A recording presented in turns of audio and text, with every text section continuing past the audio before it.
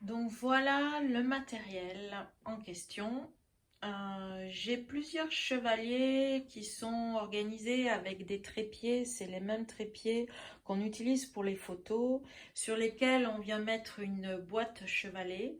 J'en ai plusieurs tailles que j'ai acheté tout fait dans le commerce, comme ces deux-là, ou même des petites boîtes que j'ai récupérées et que j'ai fabriquées moi-même.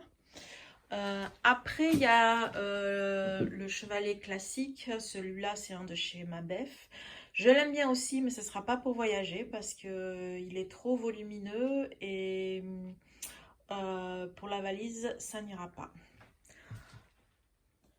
J'ai également ce chevalet américain, ça s'appelle Soltec, qui est pas mal aussi, mais il reste un peu lourd, je trouve. Et puis les pattes sont un peu fragiles.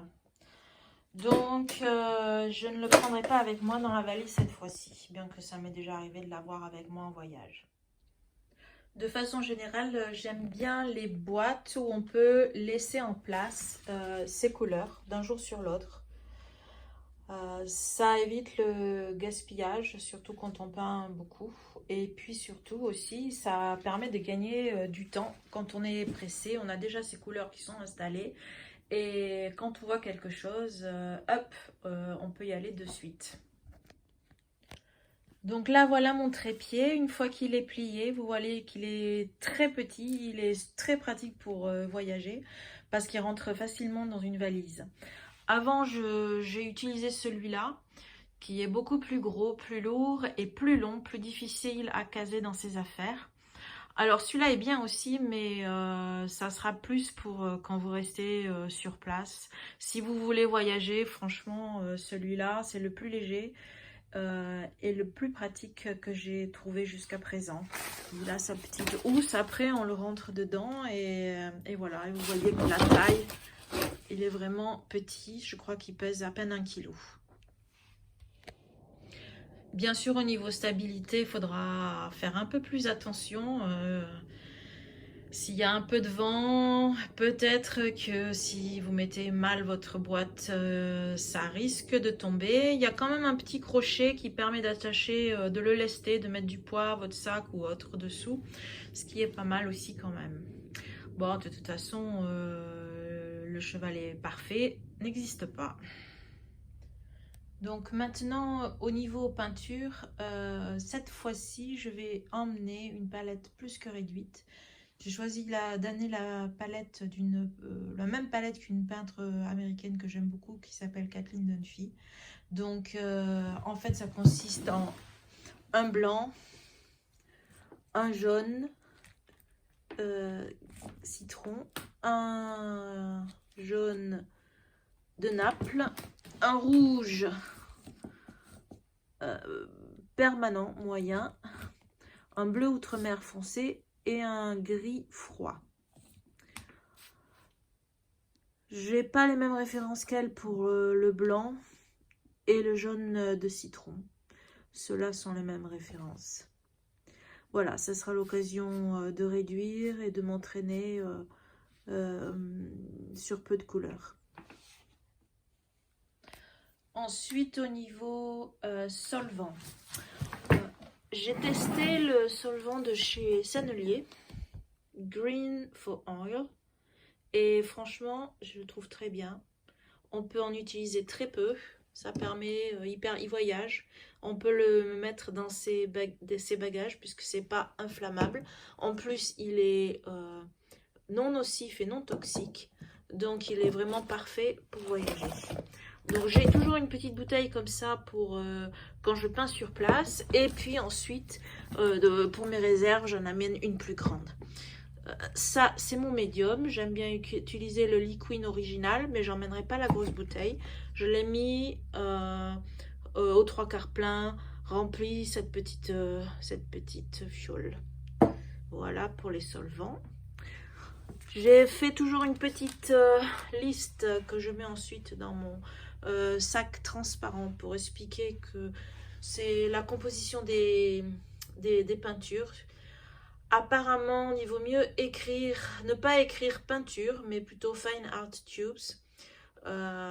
Si vous tombez sur des douaniers quand vous voyagez en avion qui comprennent pas trop, vous pourriez avoir des problèmes. Jusqu'à présent, moi, j'ai pas eu de soucis avec mes valises. Mais bon, apparemment, il y en a qui en ont eu. Donc, je fais un peu ce que j'ai vu sur les conseils d'autres peintres dans des blogs ou diverses. Donc, voilà. Surtout, écrire non inflammable, non flammable. Et bien préciser que la composition est faite seulement de pigments et de huile végétale. Je prends aussi un tube de scotch, toujours très utile. J'amène des gants en plastique pour peindre, quelques-uns, 5-6. Et un petit crochet en ferraille que j'ai fait moi-même. Et 2 petits morceaux de fil électrique. Ça, c'est très pratique. Ça peut avoir des multi-usages et quelquefois, ça peut bien rendre service. Ensuite, j'amène un bloc palette papier que j'utilise pour le fond de ma palette. Je trouve que ça me fait gagner du temps au nettoyage. Ça prend pas trop de place, c'est pas trop lourd, donc je l'amène.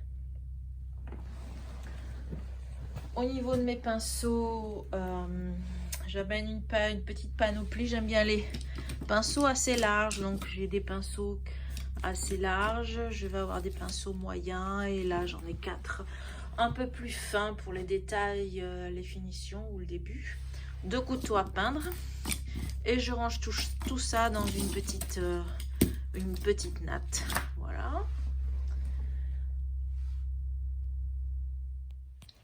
J'amène également 2 petites pinces comme ça qui sont très très pratiques. Voilà, et je vais ranger tout ça avec mon solvant dans la poche en plastique. Donc voilà, là j'ai rassemblé la première partie qu'on a déjà vue, la boîte, les peintures, le trépied, le solvant, le scotch, les pinces, le papier palette.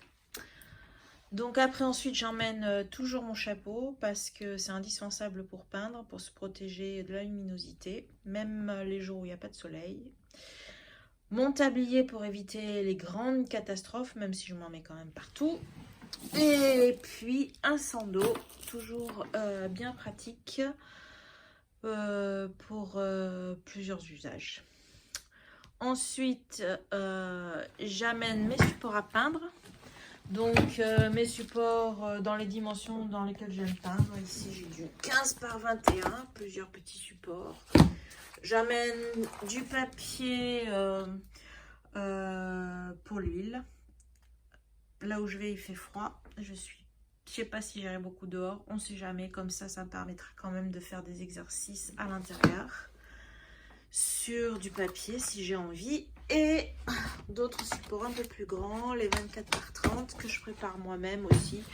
Ça peut être que du contreplaqué qui est prêt à recevoir la peinture. Ça peut être le contreplaqué sur lequel je vais coller ma toile. Là, ils ont déjà servi, mais c'est des choses qui n'ont pas abouti. Donc, du coup, ils vont resservir de base pour prochaine peinture. Et pour transporter mes petits supports, une boîte que je me suis fabriquée moi-même pour mettre les supports lorsqu'ils sont encore mouillés, des supports à l'huile, pour les transporter sans risque de m'en mettre partout et de les abîmer également. Voilà.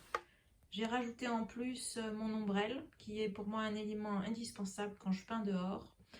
Par contre, celle-là arrive un peu au bout, là où c'est cassé, le système pour la fixer commence un petit peu à être faiblard, donc il va falloir vraiment que je trouve une autre solution. Pourtant, j'aime bien cette ombrelle, mais elle est un peu volumineuse, donc je vais réfléchir à autre chose.